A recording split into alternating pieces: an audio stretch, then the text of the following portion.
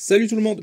Aujourd'hui, une présentation d'un immense coup de cœur, les Sœurs Seasons de Rick Remender et Paul Azaceta. Rick Remender, si vous me suivez un petit peu depuis quelques temps sur Excalibur, vous savez que j'en suis un grand fan. Mais, je dois bien l'avouer, depuis quelques années, je l'avais un petit peu perdu de vue avec des séries comme Seven to Eternity, Low, quelques petits trucs qu'il a fait par-ci par-là, à droite à gauche, qu'on n'a pas forcément toujours eu en VF, qui m'ont, je dois bien l'avouer, un petit peu paumé.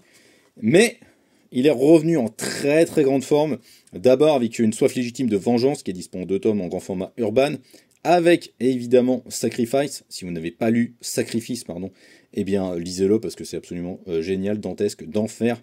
C'est oufissime, le tome 3 vient juste de sortir. Et les Sœurs Seasons, eh bien c'est une petite merveille. Déjà, regardez-moi ces planches, regardez-moi ces couleurs.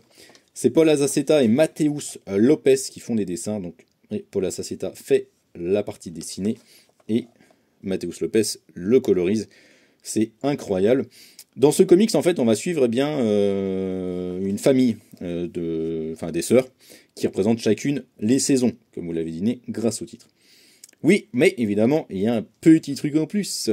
On va suivre cette jeune fille. Non, c'est pas Winter. Je me souviens plus qui c'est parce que je suis toujours aussi nul. C'est Spring. Je crois que c'est Spring, oui c'est ça. Oui, bon, il y a son nom sur l'enveloppe, donc ça doit être elle. Hein, bref, donc on va la suivre. Parce que voilà, elle a reçu une lettre qui lui parle d'une menace qui arrive. C'est la menace d'un cirque maléfique qui pourrait prendre le contrôle de la ville et qui souhaiterait prendre le contrôle des Sœurs Saison, justement, parce qu'elles ont des pouvoirs, évidemment, sinon c'est pas marrant.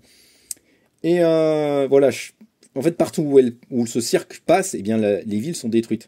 Les villes finissent en ruine, la population complètement folle. Et voilà, il y a un truc vraiment étrange et très malsain, il faut bien le dire. On en apprendra plus au fur et à mesure sur ce cirque. Il y a un premier chapitre qui est justement voilà, Spring qui court après cette lettre.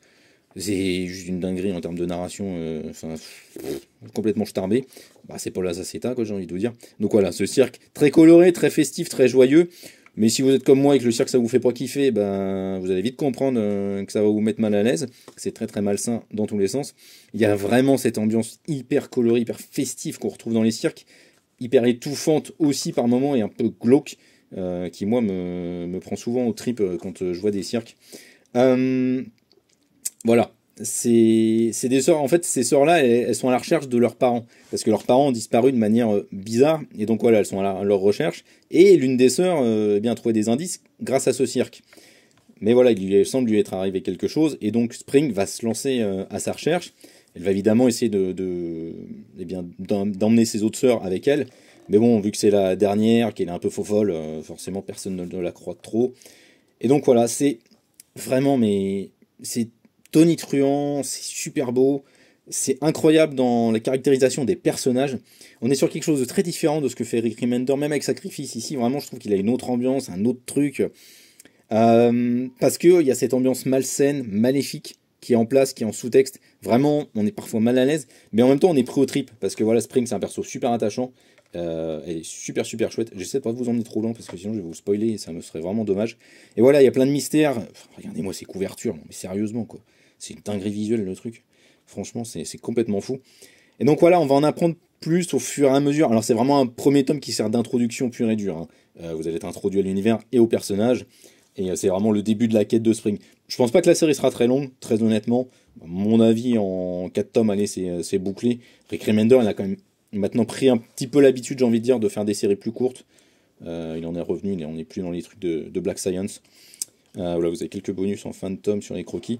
Mais vraiment, c'est une série qui est extraordinaire, quoi. C'est difficile, en fait, de mettre des mots dessus parce que je risque de devoir vous spoiler. En plus, le bouquin avec le rose, il est super beau, vraiment magnifique.